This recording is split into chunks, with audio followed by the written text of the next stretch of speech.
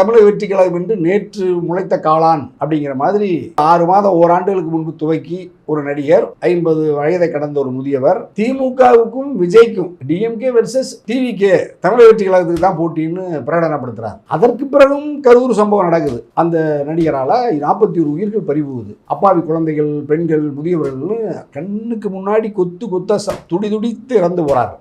அப்பொழுது கூட அதில் இறக்கப்பட்டு அவர்களை காப்பதற்கு மனமில்லாமல் தன்னை பாதுகாத்துக் கொள்வதற்கு தப்பித்தோடி போய் 35 நாட்கள் தலைமறைவாக இருந்த தமிழக வெற்றி கழகத்தின் தலைவர் நடிகர் விஜய், அந்த தலைமறைவு காலத்தில் விஜயை விமர்சிப்பதற்கு மாறாக இந்த தன்னை மதிக்காத, அதிமுகவை மதிக்காத விஜயை, தமிழக வெற்றி கழகத்தை தன்னுடைய துணை இயக்கத்தை போல இந்த எடப்பாடி பாதுகாத்து கொண்டாடி மகிழ்ந்தார். அவருடைய கொடியை கொண்டு வந்து தன்னுடைய பரப்புரை கூட்டங்களிலே காட்டிய அந்த தம்பிகளை பார்த்து புலகாங்கிதம் அடைந்து இதோ வருகிறது ஒரு பெரிய அரசியல் கட்சி அதிமுகவுக்கு கூட்டணிக்கு தமிழக வெற்றி கழகம் பிள்ளையார் சொல்லி போட்டப்பட்டு விட்டதெல்லாம் லைவ்ல நேராக சொல்றார். அது பலகீனத்தினுடைய உச்சத்தை பார்த்தோம் நம்ம.